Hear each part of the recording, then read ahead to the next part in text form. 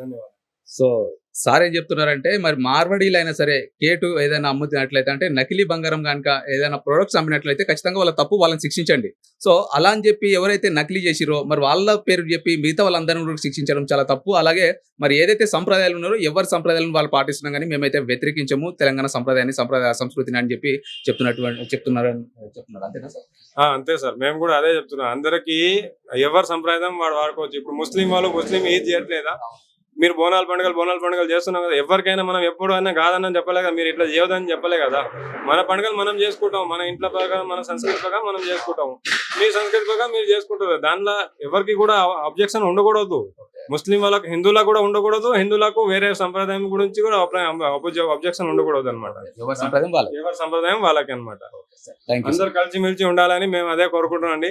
తెలంగాణ వాళ్ళు, తెలుగుదేశం, తెలుగు భాష వాళ్ళు కూడా హిందువులే. మార్వాడి వాళ్ళం మార్వాడి మాట్లాడుతుంటే తెలుగు మాట్లాడుతున్నాం. ఈ తెలుగు సంప్రదాయం కూడా మనం ముందు తీసుకుపోతాం, అందరు కలిసి ముందు పోతామని, మన తెలంగాణ రాష్ట్రాన్ని మొత్తం ముందుకు తీసుకుపోతామని ఆ కోరుకుంటూనే ఉంటాం. కానీ ఎవరిని వెళ్ళిపోవాలని చెప్పడం అది తప్పు సార్. మీరు దయచేసి ఇట్లా చెప్పండి, చెప్పకండి. Okay sir, thank you sir. Thank you.